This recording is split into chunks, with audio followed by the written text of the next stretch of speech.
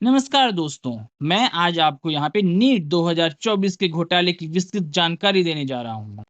NEET 2024 का घोटाला एक गंभीर धोखाधड़ी का मामला है, जिसमें प्रश्न पत्रों का लीक होना, परीक्षा में अनियमितताएं और उम्मीदवारों से भारी रकम वसूलने की घटनाएं शामिल हैं।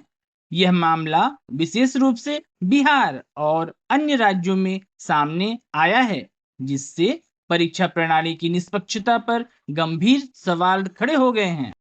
बिहार पुलिस की आर्थिक अपराध इकाई ने नीट 2024 के पेपर लीक का खुलासा किया।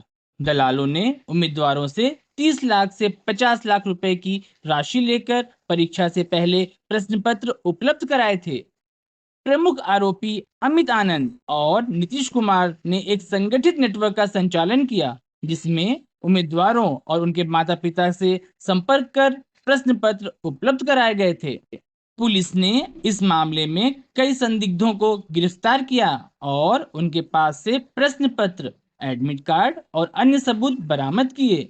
इसके साथ ही कई पोस्ट डेटेड चेक और शैक्षिक प्रमाण पत्र भी मिले, जो धोखाधड़ी के स्पष्ट प्रमाण थे।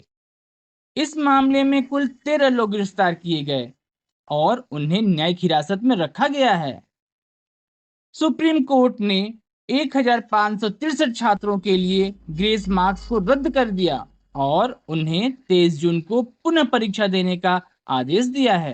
कोर्ट ने एनटीए यानी नेशनल टेस्टिंग एजेंसी को भी परीक्षा प्रणाली की निष्पक्षता बनाए रखने के लिए निर्देश दिए हैं। सुप्रीम कोर्ट ने एनटीए से विस्तृत रिपोर्ट मांगी है और इस मामले में जल्द से जल्द जांच पूरी करने का आदेश दिया है, ताकि परीक्षार्थियों के हितों की रक्षा की जा सके।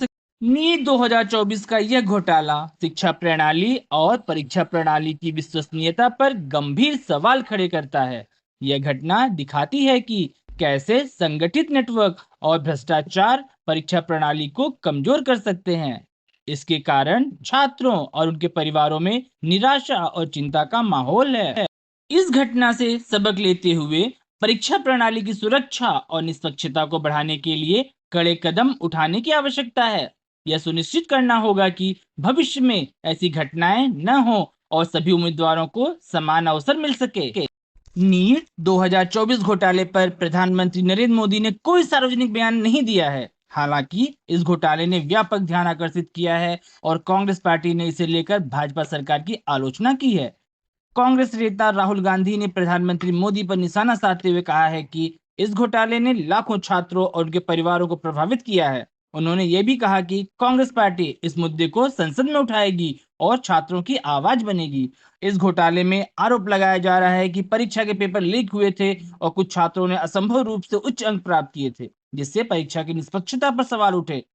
कांग्रेस ने शिक्षा मंत्रालय से इस मामले की निष्पक्ष जांच की मांग की है और परीक्षा प्रणाली में सुधार की अपील की है। नीट 2024 के परिणामों में असामान्य रूप से उच्च अंक प्राप्त करने वाले उम्मीदवारों की संख्या ने सवाल उठाए। खासतौर पर एक ही परीक्षा केंद्र से 720 में से 720 अंक प्राप्त करने वाले 6 छात्रों पर गंभीर सवाल खड़े किए हुए हैं। यह आरोप लगाया गया कि इन छात्रों को अनुचित तरीके से उच्च अंक दिए गए थे। नीट 2024 के कथित घोटाले को लेकर छात्रों में व्यापक नाराजगी और विरोध देखा जा रहा है। छात्रों का कहना है कि कई छात्रों के अंक गलत तरीके से बढ़ाए गए हैं, जिससे परीक्षा की साख पर सवाल खड़े हो रहे हैं।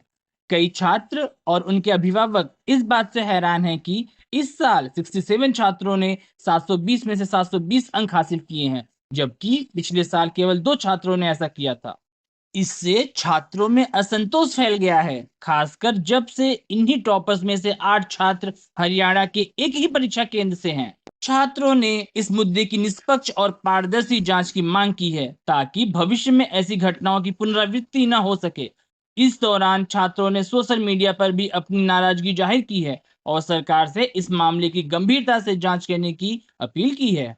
एनटीए ने इस मामले में कुछ स्पष्टीकरण दिए हैं, जिसमें उन्होंने कहा है कि उन्होंने कई नकलची छात्रों के खिलाफ कड़े कदम उठाए हैं और कुछ छात्रों को भविष्य की परीक्षाओं से प्रतिबंधित भी किया है।